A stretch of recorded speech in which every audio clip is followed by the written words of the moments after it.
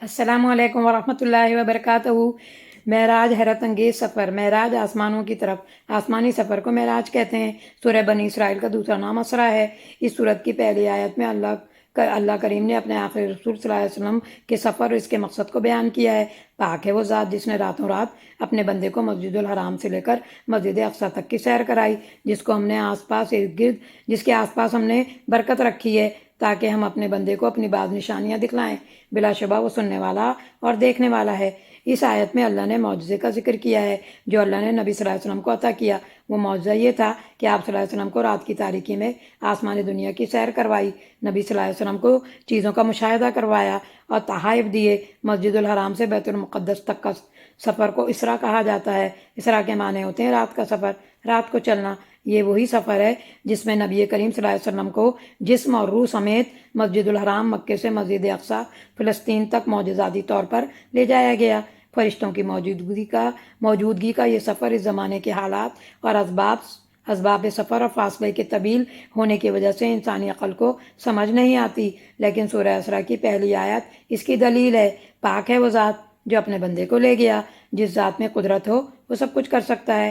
بخاری، مسلم، مسند احمد، احادیث کی دیگر کتب میں اس حیرت انگیز ایمان افروز سفر کی تفصیل موجود ہے۔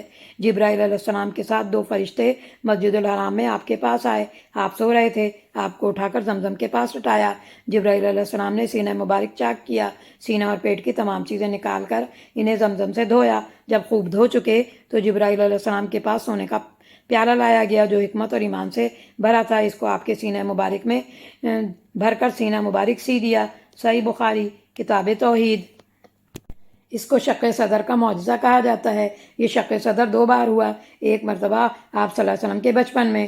سفر یوں شروع ہوا، آپ صلی اللہ علیہ وسلم حتیم بیت اللہ میں لیٹے ہوئے تھے۔ جبرائیل علیہ السلام براق کے ساتھ آئے۔ براق سفید رنگ کا گدھے سے تھوڑا چھوٹا جانور تھا جس کی رفتار بہت تیز تھی۔ آپ براق پر بیٹھ کر جبرائیل علیہ السلام کے ساتھ بیت المقدس میں تشریف لائے۔ مسجد الحرام سے مسجد اقصیٰ۔ پہلے مسلمان مسجد اقصیٰ کی طرف منہ کر کے نماز پڑھتے تھے جہاں انبیاء علیہ السلام اپنی سواری باندھتے تھے۔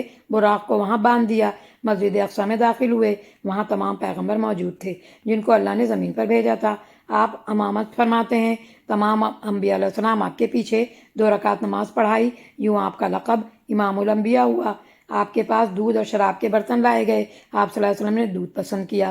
جبرائیل نے کہا آپ نے فطرت پائی، آپ نے فطرت اسلام کو پسند کیا، آپ کو ہدایت نصیب ہوئی اور آپ کی امت کو بھی۔ مسلم 162 اور باحوالہ مسند احمد۔ مسجد اقصیٰ سے آسمانوں کی طرف معراج عربی میں سیڑھی کو کہتے ہیں۔ معراج یعنی عالم بالا میں لے جایا گیا۔ پیشتر مفسرین کے نزدیک سورہ نجم آیت 13 سے 18 واقعہ معراج کی دلیل ہے۔ ایک مرتبہ پھر اس نے سدرۃ المنتہا کے پاس اس کو اترتے دیکھا جہاں پاس ہی جنت المأویٰ ہے۔ اس وقت صدرہ پر چھا رہا تھا جو کچھ چھا رہا تھا، نہ نگاہ چندی آئی نہ حد سے تجاوز ہوئی۔ اس نے اپنے رب کی بڑی بڑی نشانیاں دیکھیں۔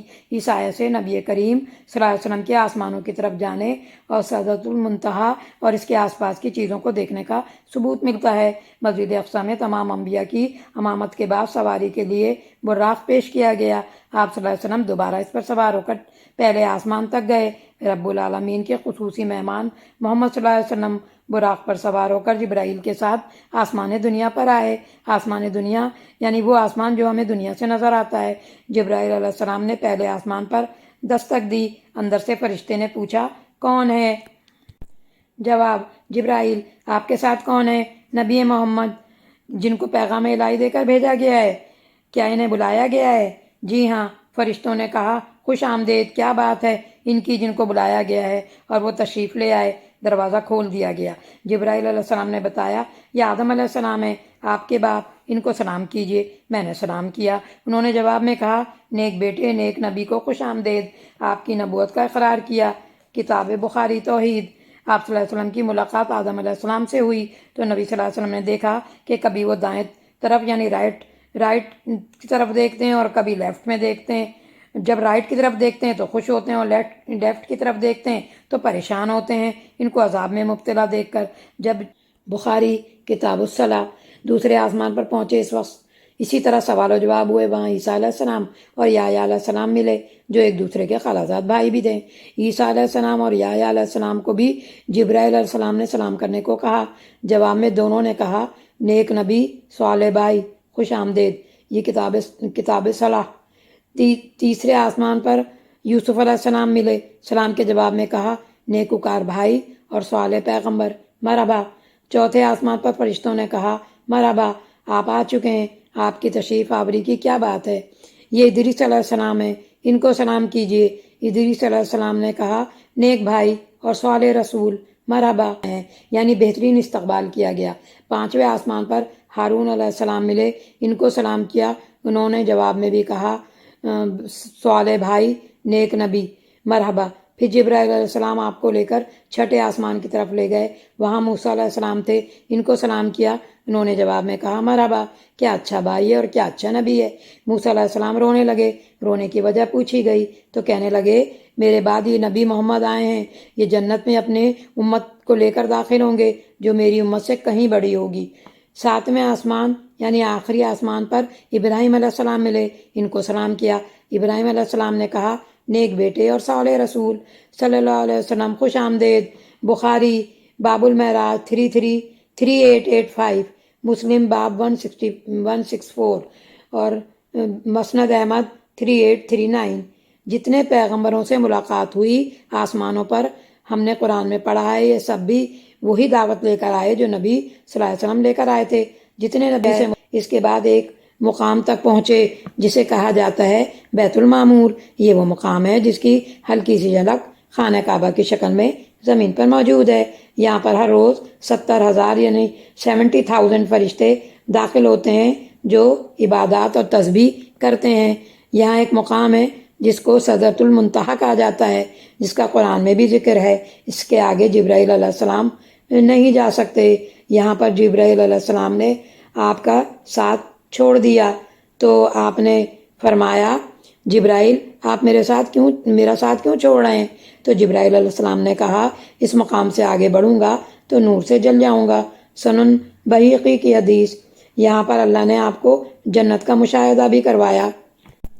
سدرۃ المنتہا میں درخت ہے جس کے پھل مٹکوں جیسے ہیں اور پتے ہاتھی کے کانوں جیسے۔ بخاری 3885، باب المعراج۔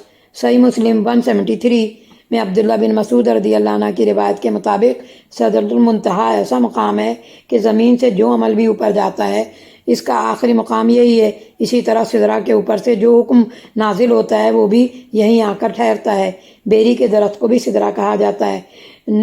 منتہا سے مراد ہے اعمال کے پیش کیے جانے کی جگہ اور حکم صادر ہونے کا آخری مقام۔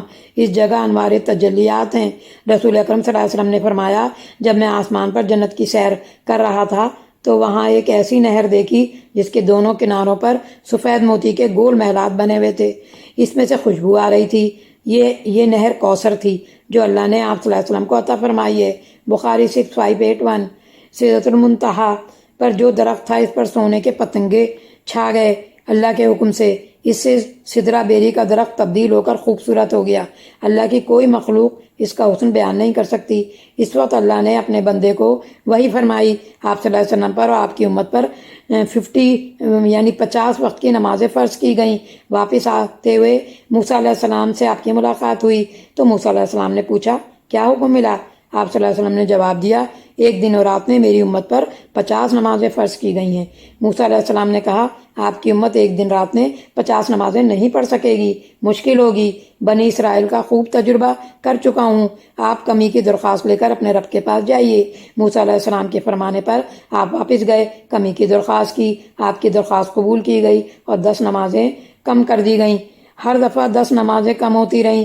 یوں آپ صلی اللہ علیہ وسلم کی موسیٰ اور اللہ کے درمیان آمد و رفت جاری رہی، یہاں تک کہ اللہ نے 5 نمازیں فرض کر دیں اور آپ واپس آئے۔ موسیٰ علیہ السلام نے کہا، جاؤ اور کم کرواؤ۔ آپ صلی اللہ علیہ وسلم نے کہا، میں اتنی بار سوال کر چکا ہوں، اب مجھے جاتے ہوئے شرم آتی ہے۔ جو اللہ نے فرض کیا اس پر راضی ہوں۔ بخاری اور مسند احمد 205 208۔ 3 تحفے آپ کو معراج میں ملے۔ نمبر 1، 5 نمازیں نمبر 2 سورہ بقرہ کی آخری 2 آیات یہ آپ کو عرش خزانے سے دی گئیں۔ مسند احمد 145 اس کے ایک ایک حروف پڑھنے پر نور عطا کیا جائے گا۔ مسلم 806 پھر نبی صلی اللہ علیہ وسلم آپ کی امت کے جتنے لوگ ہیں اگر یہ کبیرہ گناہ بھی کر لیں گے اور شرک نہیں کریں گے تو امید ہے کہ اللہ انہیں معاف کر دے گا۔ اس سفر کے دوران جو اور مشاہدات ہوئے آپ نے بہت سے واقعات دیکھے۔ کچھ لوگ ایسے تھے جن کے سر پتھروں سے کچلے جا رہے تھے، آپ کو بتایا یہ وہ لوگ ہیں جو نماز کے لیے نہیں اٹھتے ہیں۔ کچھ ایسے تھے جن کے کپڑوں میں پیوند لگے ہوئے تھے، جو جانوروں کی طرح گھاس کھا رہے تھے یا اپنے گوشت کھا رہے تھے۔ کہا یہ وہ لوگ ہیں جو دنیا میں لوگوں کو بہت تانے دیتے تھے۔ کچھ لوگ تانبے کے ناخن سے اپنا منہ اور جسم نوچ رہے تھے۔ یہ غیبت کرنے والوں کا انجام بد ہے۔ یہ وہ لوگ تھے جو دوسروں کی غیبت کرتے ہیں۔ سنن ابو داؤد۔ غیبت کسی کی عزت پر حملہ کرنا ہے، الزام لگانا، بہتان لگانا، بدگمانی کرنا، یہ ساری چیزیں عزت پر حملہ ہیں۔ یہ معمولی بات نہیں ہے، یہ حقوق العباد میں آتا ہے۔ آپ صلی اللہ علیہ وسلم نے دیکھا کہ کچھ لوگوں کے منہ آگ کی قینچیوں سے کاٹے جا رہے تھے۔ بتایا گیا یہ امت کے مبلغ، داعی اور علماء ہیں جو لوگوں کو تو بھلائیوں کا حکم دیتے ہیں اور خود ان پر عمل نہیں کرتے۔ وہ کتاب بھی پڑھتے ہیں اور سمجھتے نہیں۔ معراج کی رات میری ملاقات ابراہیم علیہ السلام سے ہوئی۔ انہوں نے کہا اپنی امت کو میری طرف سے سلام کہیے اور ان کو بتائیے کہ جنت کی مٹی بڑی عمدہ ہے، اس کا پانی میٹھا ہے لیکن خالی میدان ہے۔ اس میں درخت اور پودے لگائیں، کاشتکاری کریں۔ اس کی کاشتکاری کیا ہے؟ سبحان اللہ والحمد للہ ولا الہ الا اللہ واللہ اکبر۔ اللہ پاک ہے اور تمام تعریف اللہ ہی کے لیے، اس کے سوا کوئی الہ نہیں، اللہ سب سے بڑا ہے۔ جامع ترمذی۔ یہ خصوصی پیغام ابراہیم علیہ السلام کا امت محمدیہ کے نام۔ صحیح مسلم میں ہے کہ نبی کریم صلی اللہ علیہ وسلم نے فرمایا یہ معراج کا یہ واقعہ جب میں نے مشرکین مکہ کو بتایا تو انہوں نے جھٹلا دیا۔ کسی نے تالیاں بجائیں، کسی نے تعجب کا اظہار کیا اور کسی نے مذاق اڑایا۔ کچھ لوگ ابو بکر رضی اللہ عنہ کے پاس گئے، انہیں خبر دی دیکھو تمہارا دوست کیا باتیں بتا رہا ہے۔ ابو بکر رضی اللہ عنہ نے فرمایا آپ صلی اللہ علیہ وسلم نے فرمایا ہے تو سچ فرمایا ہے، آپ صلی اللہ علیہ وسلم سچ کہہ رہے ہیں۔ لوگوں نے کہا آپ بھی صلی اللہ علیہ وسلم کی تصدیق کرتے ہیں؟ تو ابو بکر نے کہا ہاں میں تصدیق کرتا ہوں۔ اس پر ابو بکر رضی اللہ عنہ کا لقب صدیق پڑا۔ بے یقینی کے جذبات سے مغلوب ہو کر کفار نے آپ صلی اللہ علیہ وسلم کا امتحان لینے کی ٹھانی۔ پوچھا بیت المقدس کیسا ہے؟ آپ صلی اللہ علیہ وسلم نے فرمایا میں اس وقت حتیم میں کھڑا تھا، اللہ نے بیت المقدس کو میری نگاہوں کے سامنے کر دیا۔ وہ جو نشانیاں مجھ سے پوچھتے جاتے میں دیکھتا جاتا اور بتاتا جاتا۔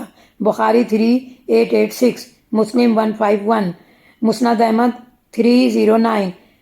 صحیح بخاری میں آپ کا ارشاد نقل ہے مشرکین نے کہا آپ نے جواب تو ٹھیک دیے ہیں، صحیح بتایا ہے، اس طرح زبانیں تو بند ہو گئیں مگر دل یہی سوچتے رہے کہ یہ کیسے ہو سکتا ہے۔ اب بھی بہت سے یہی سوچتے ہیں کہ یہ کیسے ہو سکتا ہے۔